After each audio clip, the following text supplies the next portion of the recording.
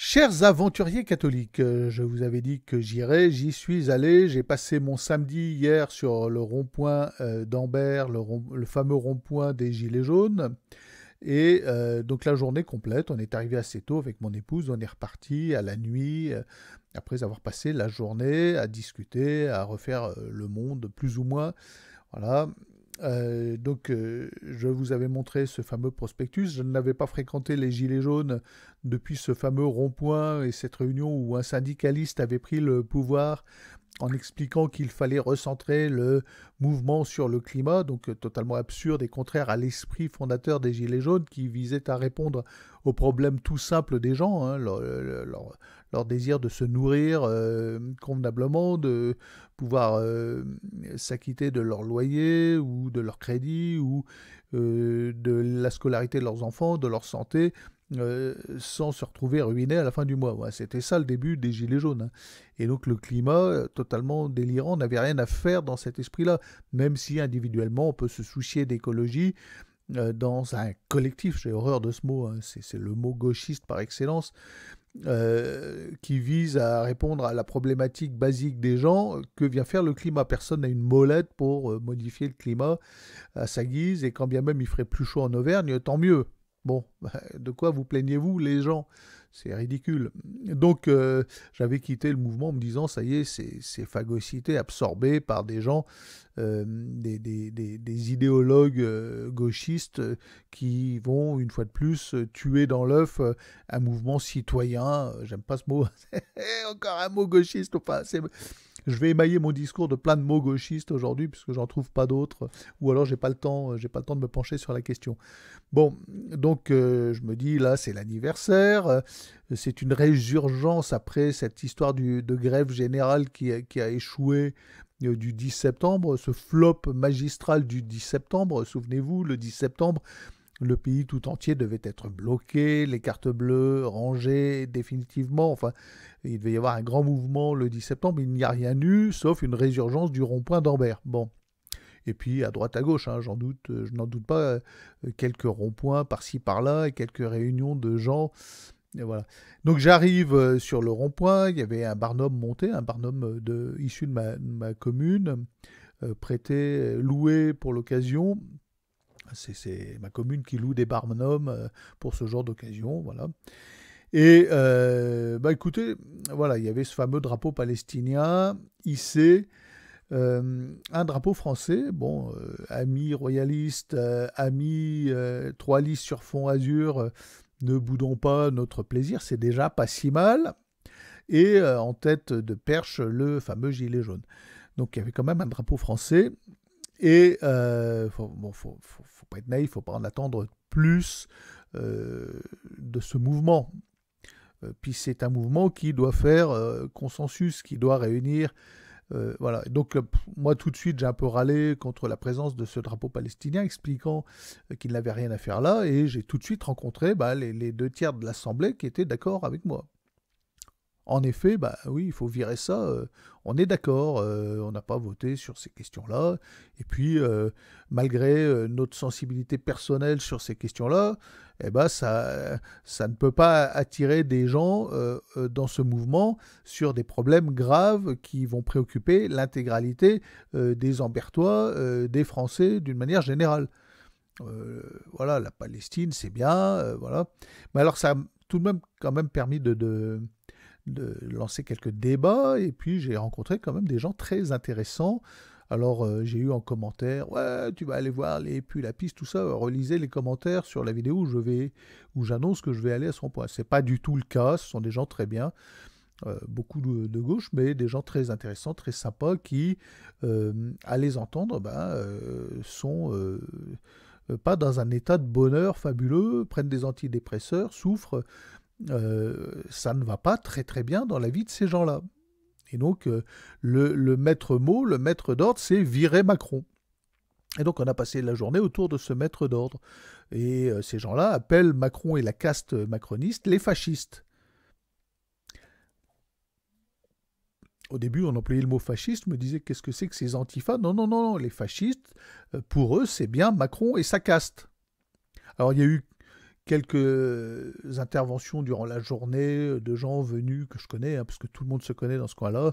On dit, vous vous rendez compte, si Marine Le Pen arrive au pouvoir, alors là, on est plusieurs à dire, mais tu vas pas nous dire que tu as peur de Marine Le Pen, alors qu'actuellement, on a le pire du pire qui tient les rênes de l'État. On a le pire du pire. Marine Le Pen, à côté, c'est comme son chat. C'est de la pisse d'âne, c'est de la gnognotte. Là, actuellement, on a le pire. Et tu viens nous dire que tu ferais encore barrage à Marine Le Pen et que tu nous ferais encore le coup du castor pour remettre Macron. Mais c'est quoi le délire, quoi? Et donc, tout le monde rigole. Et donc, moi, j'ai pas manqué d'ouvrir ma bouche en long, en large, même si c'était un peu façon chronométrage et temps de parole. J'ai dit ce que j'avais à dire, vous me connaissez, je parle quand il faut parler, et j'ai annoncé clairement mon état de catholique, ayant un regard un peu philosophique sur ce mouvement, venant voir, venant tester, et venant essayer de comprendre quelles sont les actions qui seront menées, quel est le but. Bon, évidemment, à la fin de la journée, on s'était bien marré, j'ai rencontré des gens de droite. Oui, des gens de droite pensant absolument comme moi, mais sans être catholique. Il n'y a pas de catholique dans ce mouvement, il n'y en a pas. Voilà, aucun catholique. J'étais le seul avec la nénette affirmant, et donc ça a intrigué.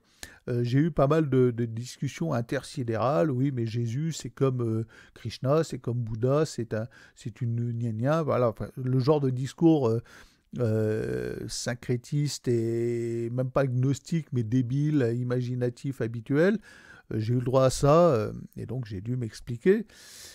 J'ai dû expliquer aussi la raison de pourquoi un catholique pouvait se sentir impliqué dans le mouvement des Gilets jaunes, ce qui a été plutôt bien compris, en disant, voilà, moi je pense que les catholiques ont leur place dans ce mouvement. Nous sommes autant concernés que vous par les méfaits de nos dirigeants, mais il faut comprendre que ces fameux dirigeants, ça je l'ai répété plusieurs fois, ces fameux dirigeants, eux, sont spirituels. Sauf qu'ils sont spirituels comme les Netanyahou, ils œuvrent pour un projet eschatologique et l'avènement de l'antéchrist, du fameux Machiar. Alors j'ai employé plusieurs mots qu'ils n'avaient jamais entendus, aucun d'entre eux. Hein. Eschatologie, qu'est-ce que c'est l'eschatologie? Bon, alors j'ai dû expliquer, c'est un projet de fin des temps. Voilà, qui nous est annoncé, prophétisé. Alors je ne dis pas fin du monde, hein, mais j'explique bien, fin des temps, pour certains, ça sera une fin de civilisation, une fin de ce à quoi nous sommes confrontés depuis notre naissance, parce que beaucoup sont des cinquantenaires, voire plus. Il y avait quelques comme moi, soixantenaires. Et donc la fin de notre époque, la fin de notre civilisation, qui est préparée par le Forum économique mondial, le WEF. Qu'est-ce que c'est que ça? Alors aucun n'avait entendu parler de ça. Donc ces gens-là sont assez peu politisés en fait. Ils viennent là parce qu'ils en ont marre, c'est tout. Mais voilà, alors le bilan de la journée est clair, est évident, c'est qu'il n'y a pas de bilan. On va se revoir samedi prochain, mais ça sert à quoi? Voilà, et j'ai vraiment eu le sentiment, je pense que ces gens-là verront ma vidéo, puisque je vais leur envoyer le lien à ceux à qui j'ai pris contact, que ça tourne en rond comme des canards sans tête, désemparés. Alors c'est dramatique, hein, il n'y a aucune finalité, aucun point de vue qui les élève, c'est vraiment terre à terre, basique, la problématique basique. Il n'y a pas d'espérance. Il n'y a pas, c'est mort. Macron a réussi à tuer l'espérance de ces gens-là. Et un refus catégorique de retourner, de comprendre qu'il faut retourner à notre ancrage, je vais dire, voilà, déjà traditionnel, français et catholique. Que c'est l'ennemi numéro 1, number one de Macron.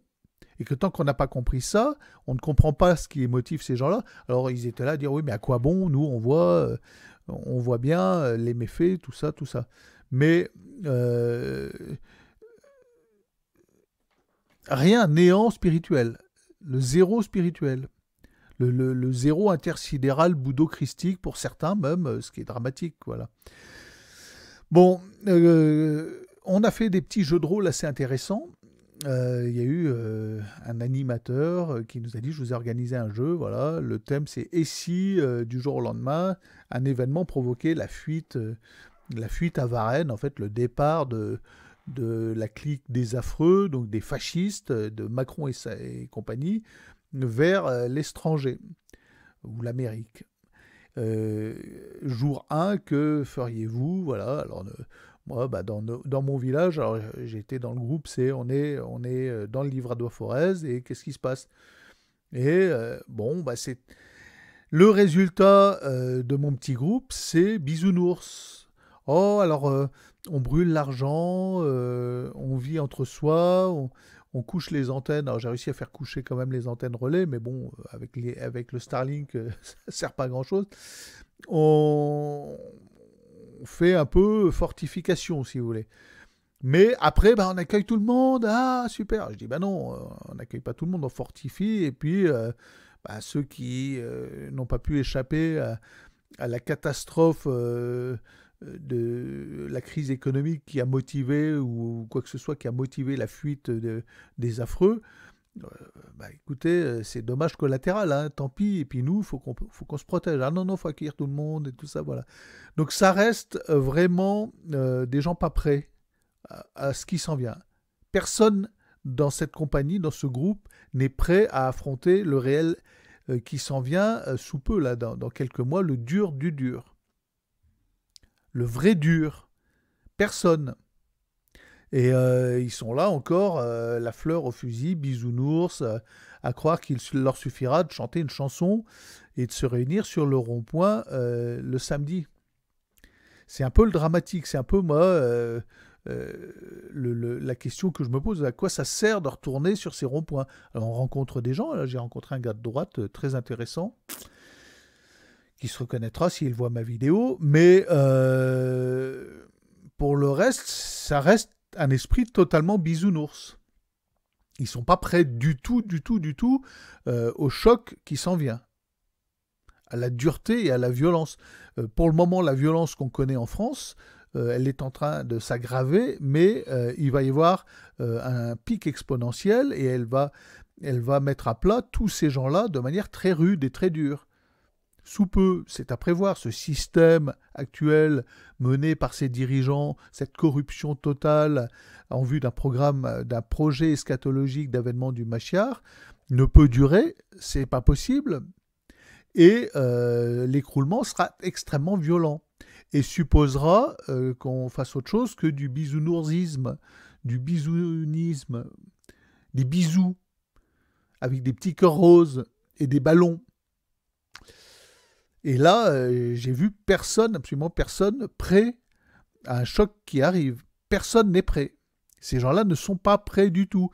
Alors, ils sont pleins, c'est vraiment sympa, quoi. Ils sont pleins de bonnes intentions, tous désireux de bien faire, tous désireux de faire fuir Macron. Il y a un mec qui est arrivé alors, au moment où on se présentait, puis lui, il a dit, moi, je suis insoumis. Bon, tout le monde lui a tourné la tête, et il s'est tué, il s'est barré, on s'en fout. On s'en fiche. Et de même, le gars qui a mis son drapeau de la Palestine, ben, on était tous d'accord pour lui dire enlève-le. Et il a fini par le retirer. Et il ne le remettra pas. Parce que ça n'a rien à faire là, c'est pas le lieu. Même si nous sommes tous sensibles à la cause palestinienne, et si nous savons, et beaucoup sont assez durs hein, avec Israël, et conscients des méfaits de cet État mafieux, mais ne poussent pas la logique à son aboutissement. Ils ne savent pas pourquoi. Ils ne comprennent pas pourquoi. Ils ne savent pas que c'est un projet religieux eschatologique. D'ailleurs, le mot leur échappe. Et le mot, il fallait faire un panneau. Il y avait un panneau blanc à remplir à la bombe. On avait des panneaux qui faisaient le tour du rond-point. Et moi, j'ai dit, vous mettez WEF barré d'une croix rouge. Ah, mais c'est quoi WEF? Qu'est-ce que c'est? J'aurais dit, mais sérieux, qu'est-ce que vous faites, vous, sur ce rond-point? C'est votre ennemi number one, le WEF. C'est la super cellule, la super loge qui tire les ficelles, et à laquelle Macron obéit, qui dirige actuellement, qui tient les rênes de Van der Leyen et de toute l'Europe. à laquelle toute cette caste de prédateurs obéissent. Bon. Et donc, vous ne savez pas ce que c'est. Mais qu'est-ce que vous faites sur ce rond-point, les amis? Contre qui vous vous battez? Alors encore, certains se battent contre le méchant fasciste qui va prendre la place de Macron. Mais il faut qu'ils atterrissent, quoi. Alors déjà, Bardella, Le Pen, le méchant fasciste, on comprend pas, si tu veux. On se dit, mais ils n'ont aucune conscience politique. Ils ont le pire du pire en face d'eux, ils sont là à dire oh, Bardella, Le Pen, le méchant fasciste. Bon, voilà, donc j'y étais, j'ai passé la journée, une journée très intéressante. Moi, j'ai proposé mes services pour organiser, essayer de participer à un média qui ne soit pas, qui puisse faire connaître ce mouvement, lui donner un but et un sens, y mettre des objectifs, parce qu'il n'y a pas d'objectif, hein, clairement, à la fin de la journée, bon, bah voilà, on a mangé des saucisses grillées au barbecue, en mangeant des bons gâteaux, en buvant du bon café, puis un excellent fromage local, excellent, hein. Voilà, en buvant des jus de fruits et à la fin un bon vin chaud sympa, en se faisant visiter au moins 4 fois par la voiture de gendarme qui s'arrêtait pour voir, ils ont que ça à faire, hein, bon. Mais rien. Qu'est-ce qu'on fait? Rien. On se retrouve samedi prochain. Voilà. Et vous voulez que Macron parte, mais on fait quoi pour qu'il parte? Et puis surtout, bah, la question, pour faire quoi? Pour mettre qui à la place? Alors ça, il la pose, la question. Qu'est-ce que vous mettez à la place? Alors évidemment, nous, dans notre groupe Village Livradois Forez, on met rien. On fortifie, puis on met rien. Voilà. Et on brûle l'argent. C'était pas si mal, ça, hein, j'avoue. Bon, alors la question, moi, est-ce que vraiment je me suis positionné en tant que catholique? J'ai pas lâché l'affaire. J'ai gardé la tête haute par rapport au fait que j'assume totalement et je suis là en tant que catholique avec mon point de vue de catholique et mon point de vue pour la nation, pour la France. Euh, J'assume, voilà, mais je n'ai pas fait de prosélytisme particulier, c'était pas le lieu, hein. En ce cas, j'aurais eu beau jeu de râler contre le prosélytisme pro-palestinien ou je ne sais quoi, ou écolo, hein. On aurait pu me rétorquer ça, mais ceux qui se sont posé la question et m'ont demandé pourquoi et ce que c'est catholique et tout ça, je leur ai répondu comme je pouvais. J'espère un peu inspiré. Bon, c'était assez compliqué. Mais bon, voilà, j'ai pas passé une mauvaise journée, de la nénette non plus, c'était assez éprouvant parce que c'est la journée complète. Je me demande si je vais y retourner et si ça vaut le coup surtout.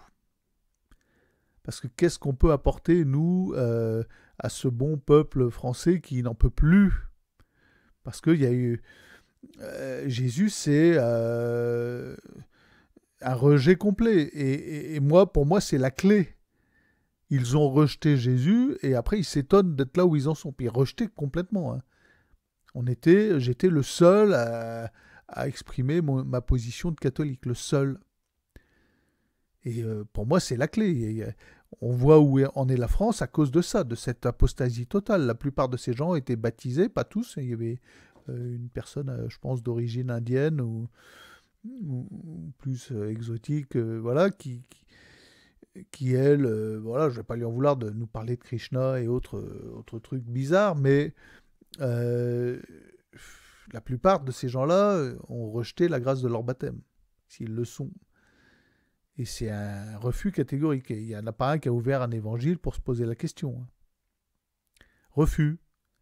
C'est un rejet. Alors moi, je rejette la faute de ce rejet sur l'Église actuelle, sur nos curés actuels, sur Vatican II. C'est très évident.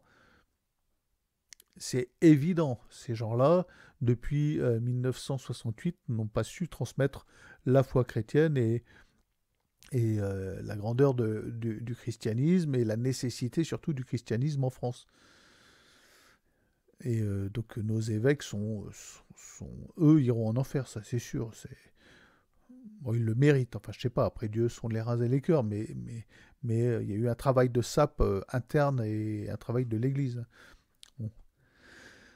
Bon, petite anecdote avant de vous quitter, je vois que ça fait déjà 20 minutes que je vous parle de ma réunion d'hier, qui était intéressante, hein. On voit que Tuco a encore frappé, le Fernandez, là, le cardinal, considérer que ce type-là est une autorité dans l'Église, c'est être pas loin de la maladie mentale, hein, hein. Faut être neuneux. Ce type-là est un abruti, voilà. Malheureusement, bah, celui sur qui vous comptiez, Léon, bah, signe toutes ces bêtises. Dès demain, bon, bah, posez-vous les bonnes questions, les amis. Ils viennent de décider, et Tuco à lui tout seul, que Dosulé n'était pas une apparition mystique, mariale, enfin voilà, que c'était du vent. Il a décidé ça hier. Donc ça fait encore bouger dans le landerneau catholique.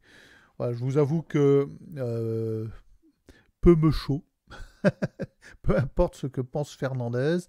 Moi, personnellement, je ne cours pas après les lieux d'apparition. Je vois que si ça fait du bien à certains et si ça encourage certains dans la foi et dans la persévérance de la foi, bah, tant mieux. Et je ne vais pas m'opposer à ça. Pareil pour me mettre joue-gorgé, hein. Si ça vous fait du bien, allez-y, faites-le. Moi, je ne cours pas après ça. Ma foi ne repose pas sur ces apparitions privées, ces révélations privées. Je vous le dis, elle vient d'en haut, elle vient de Dieu, elle vient des Écritures, elle vient de l'Eucharistie. C'est vertical et elle tombe dans mon bon sens très très horizontal. Et les deux se rejoignent pour comprendre la nécessité totale et fondamentale du christianisme. Donc, j'ai pas besoin de dosuler, j'ai pas besoin de ces lieux d'apparition particulièrement, mais si ça peut faire du bien à certains et aider certains à les entretenir dans la foi, voilà, je cours pas après, mais je n'irai pas dire c'est nul. Bon, oh, pour certains lieux, je vous ai dit hein, ce que j'en pensais. Hein, mais excusez-moi, hein, c'est bon, non, voilà. Mais faites ce que vous voulez. Donc voilà les amis, mon compte rendu de cette journée d'hier, journée intéressante avec des gens intéressants, sauf que voilà, c'est des gens qui courent autour d'un rond-point comme des canards sans tête, sans but précis, sans programme précis et avec encore un esprit gauchiste, no border, où voilà, le combat c'est d'aller boire des bières sur le rond-point, voilà. Et ils sont pas prêts. Je pense qu'ils sont pas prêts à ce qui s'en vient. Voilà, malheureusement. Donc n'oubliez pas, sur cette chaîne, nous préparons un tour du monde à la voile par les 3 caps. J'ai besoin de chacun de vos abonnements. Donc abonnez-vous, cliquez sur tous les bidules en bas, partagez et à demain peut-être. Christ, sauve-nous, roi de France. Christ, sauve-nous, Christ, sauve-nous, roi des rois, Christ, sauve-nous.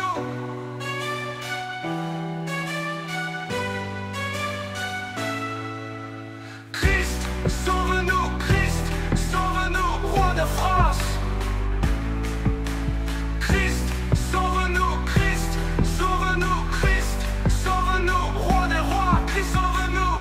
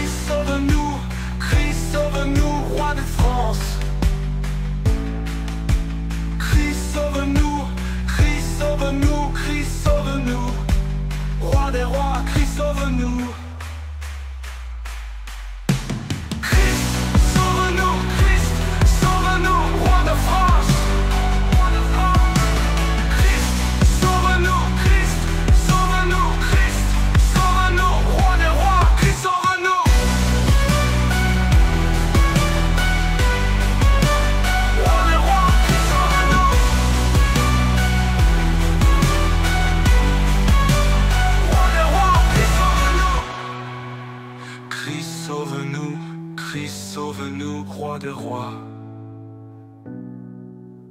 Christ sauve-nous.